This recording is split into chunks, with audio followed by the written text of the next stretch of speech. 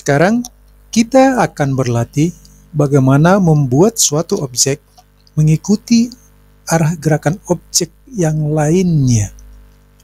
Misalkan,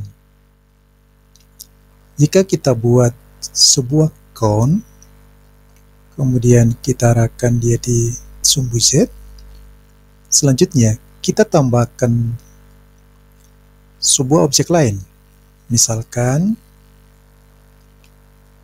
figur, kemudian kita geser, kita kecilkan sedikit,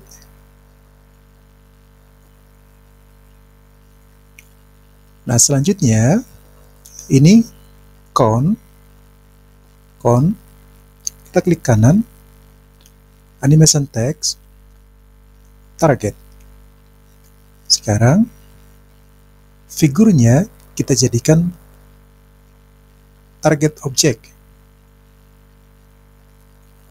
Perhatikan, cone mengarah ke figur.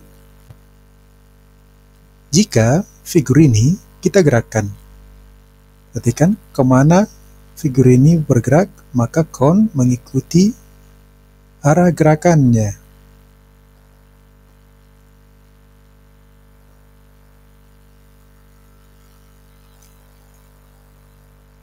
Jadi, objek cone mengikuti arah gerakan objek figur.